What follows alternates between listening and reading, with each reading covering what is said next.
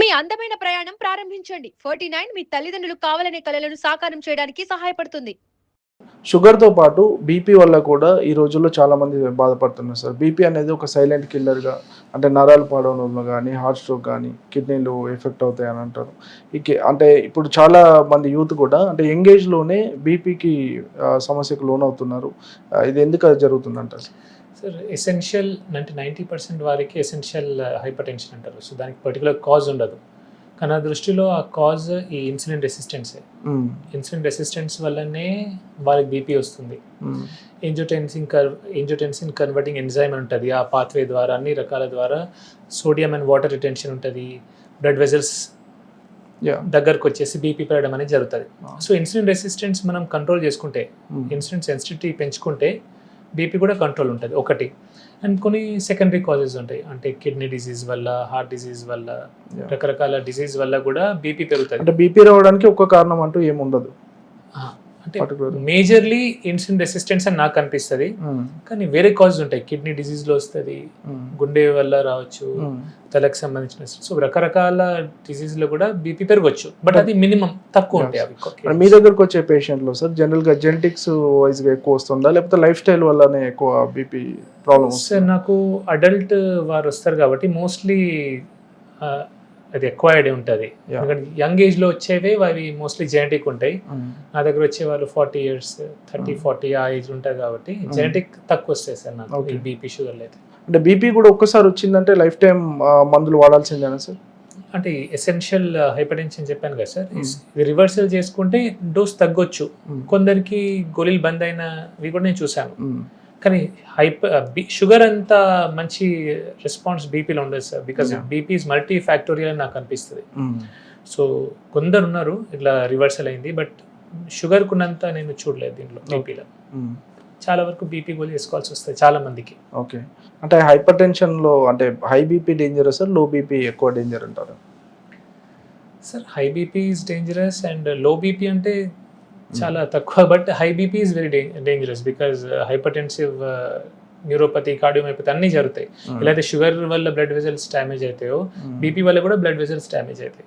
So చాలా మంది sir ఒక అపోహ ఉంది, అంటే హై బీపీ ఉన్న వాళ్ళకు షుగర్ వాటర్ తాగించాలి, లో బీపీ వచ్చినప్పుడు కొంత సాల్ట్ వాటర్ తాగించాలని అపోహ ఉంటుంది. అలా చేయకూడదు, అలా చేస్తే డేంజర్ అవుతుంది. సో అలాంటివి చేయకూడదు.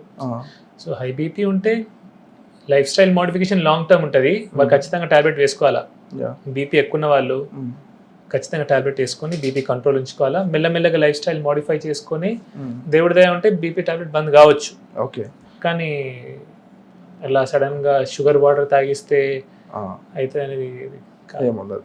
అంటే ఒకవేళ బీపీ కంట్రోల్లో ఉంచుకోవాలంటే ఎలాంటి లైఫ్ స్టైల్ ఉంచుకోవాలి sir? Same sir, just like ఇప్పుడు షుగర్ గురించి ఎట్లయితే చెప్పాను, ఎక్సర్సైజ్ చేయాలా, రిఫైన్డ్ ఫుడ్స్ తీసుకోవద్దు, యోగాసనాలు అలాంటివి చేయాలా, మెడిటేషన్ చేయాలా, హోల్ ఫుడ్స్ తీసుకోవాలా, ప్రాపర్ రెస్ట్ ఇవ్వాలా. అండ్ బీపీ షుగర్కి I think sleep is very important sir. మనం చాలా వరకు నెగ్లెక్ట్ చేస్తున్నాం బీపీ గురించి, షుగర్ గురించి. కానీ స్లీప్ సరిగ్గా లేకపోతే బీపీ షుగర్ కంట్రోల్ ఉండదు. ఎప్పుడైతే స్లీప్లెస్ నైట్ ఉంటుందో దాని నెక్స్ట్ డే బీపీ ఎక్కువ ఉంటుంది, షుగర్ కూడా స్పైక్ ఎక్కువ ఉంటుంది. సో నిద్ర చాలా చాలా ఇంపార్టెంట్.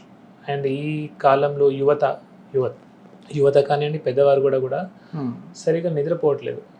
ఈ రీల్స్ మాయాజాలంలో పడుతున్నారు. నేను అసలు ఎంత చూస్తున్నా అంటే నైట్ అంతా 7-8కి స్టార్ట్ చేస్తారు. అండ్ రీల్స్ ఎంత అడిక్టివ్ అంటే అవి మీరు ఒక్కసారి స్టార్ట్ చేయండి, టైం అర్థం కాదు. చాలా మంది 2 గంటలు 3 గంటలు మార్నింగ్ వరకు కూడా రీల్స్ చూస్తూ ఉంటారు. సో అది చాలా డేంజరస్. సో స్లీప్ లేకపోతే కూడా షుగర్ వస్తుంది, బీపీ వస్తుంది, అన్నీ వస్తుంది. ఎర్లీ స్టేజెస్లో బీపీని ఎలా గుర్తించాలి?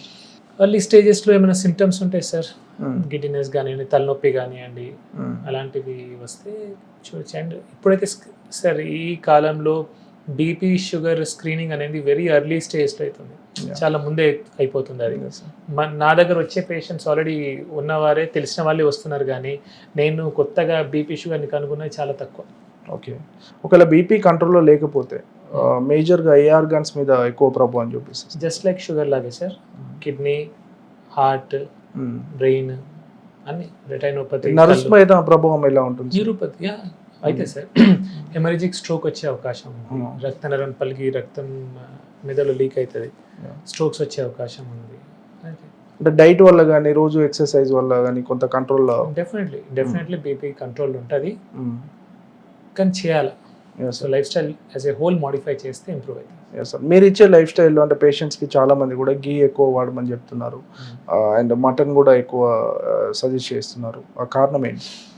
సో నేను ఘీ ఎక్కువ అనట్లేదు, భయపడకండి అంటున్నా. ఇన్ మోడరేషన్ ఘీ వాడొచ్చు అంటున్నాను. అండ్ మటన్ ఒక్కటే అనట్లేదు నేను. Mutton, chicken, fish, eggs, animal ప్రోటీన్స్ని నేను కొంచెం తినండి అంటున్నాను. ఎవరైతే నాన్ వెజిటేరియన్స్ ఉన్నారో, నేను వెజిటేరియన్స్ అడగట్లేదు, ఎవరైతే నాన్ వెజిటేరియన్స్ ఉన్నారో వారికి కొంచెం యానిమల్ ప్రోటీన్ తీసుకుంటే, పర్టికులర్ ఎందుకు స్పెసిఫై చేయాల్సి వస్తుందంటే ప్రోటీన్ ఎవరు తినట్లేదు, నథింగ్, అసలు ప్రోటీన్ అనేది మాట లేదు. నేను నా దగ్గర విలేజ్ నుంచి వస్తారు, ఇంత అన్నం తింటారు సార్, ఒక పక్కకు ఇంత కూర ఉంటుంది వాళ్ళకు, లేదా పచ్చడి, దాంతోనే మొత్తం అన్నం తినేస్తారు వాళ్ళు. సో ప్రోటీన్ ఎక్కడ లేదు. So non vegetarians definitely animal protein తీసుకుంటే మనకు బెటర్ బయో అవైలబిలిటీ ఉంటుంది అలా. సో న్యూట్రియంట్ డెన్స్ ఉంటాయి ఈ యానిమల్ ప్రోటీన్స్, అవి తినమంటాను. వెజిటేరియన్స్ ఉంటే పప్పులు తినాలి, డ్రై ఫ్రూట్స్ తినాలి, అన్ని తినాలా. కానీ ఏదో రకంగా ప్రోటీన్ అనేది మనం వెజిటేరియన్ అయినా నాన్ వెజిటేరియన్ అయినా యానిమల్ ప్రోటీన్ ఉండాలి sir. That's what I tell. Okay, అంటే టాబ్లెట్స్ సార్ బీపీని తగ్గించుకోవచ్చా, లేదంటే ఓన్లీ నియంత్రణ కోసమే టాబ్లెట్స్ వాడాలా? అంటే బీపీ టాబ్లెట్ వల్ల బీపీ కంట్రోల్ ఉంటుంది సార్, కానీ అది మళ్ళీ నేను నెక్స్ట్ డే వేసుకోకపోతే మళ్ళీ బీపీ పెరుగుతుంది కదా. రెగ్యులర్గా వాడమే మీరు లైఫ్ స్టైల్ మోడిఫై చేసుకోకుండా ఉంటే మాత్రం రెగ్యులర్గా వాడడమే. కొద్దిమందికి బీపీ ఒక్కసారిగా పడిపోతుంది సార్, అది ఎంతవరకు ప్రమాదకరం? అంటే కాజ్ దేని వల్ల పడిపోతుంది అనేది మనం చూడాలి sir. Exact cause of dehydration వల్ల పడిపోతుందా, దేని వల్ల పడిపోతుంది అనేది మనం చూడాలి, అకార్డింగ్లీ మనం ట్రీట్ చేయాలి. సార్ ఇప్పుడు మేజర్గా సార్ సమ్మర్లో అయితే ఎక్కువ డిహైడ్రేషన్ ఈ సమస్య ఉంటుంది. బీపీ పేషెంట్స్ ఎలా ఉండాలి జాగ్రత్తగా? సార్ డెఫినెట్లీ ఫ్లూయిడ్స్ అయితే తీసుకోవాలి సార్. అండ్ ఈ ఎండాకాలంలో షుగర్స్ అయితే అసలు తీసుకోవచ్చు సార్. షుగరీ డ్రింక్స్ ఉంటాయి చూడండి, అవి అస్సలకే తాగొద్దు. ఫస్ట్ ఏం తాగడం కంటే ఏం తాగొద్దో చెప్తా ఫస్ట్. ఈ షుగరీ డ్రింక్స్ ఉంటాయి చూడండి, కూల్ డ్రింక్స్ కానివ్వండి, అండ్ డూప్లికేట్ ఫ్రూట్ జ్యూసెస్, అంటే పేరుకి ఫ్రూట్ జ్యూస్ అది, కానీ లోపలంతా షుగర్ వాటర్ ఉంటుంది. సో ఇలాంటి ఫ్రూట్ జ్యూసెస్ ఇట్లాంటివి తాగకూడదు. షుగర్ డ్రింక్స్ లేకుండా మంచిగా ఎలక్ట్రోలైట్స్ ఉన్నాయి, ఏది మన నిమ్మరసం కానివ్వండి, మజ్జిగ కానివ్వండి, ఓకే, అట్లాంటి కొబ్బరి నీళ్ళు కొన్ని తాగొచ్చు. మసుమంటి ద్వారా ఏం చెప్పాలనుకుంటున్నాను? బీపీ ఉంది, షుగర్ ఉంది, ఈ రోగాలు మన చేతుల్లో ఉన్నాయి ఈ రోగాలు. సో మనం నిజంగా మన లైఫ్ స్టైల్ని మోడిఫై చేసుకొని, sir actually life style disorders అంటారు సార్, నేనే దీన్ని లైఫ్ స్టైల్ డిజార్డర్ అంటాను. ఓకే, ఇది మన చేతిలో ఉంది. సో మనం ప్రాపర్ ఎక్సర్సైజ్ చేసి, వర్కౌట్ చేసి, ప్రాపర్ డైట్ చేసి, ప్రాపర్ స్లీప్ తీసుకొని, మెడిటేషన్ లాంటివి చేస్తే అవి కంట్రోల్లో ఉంచుకోవచ్చు.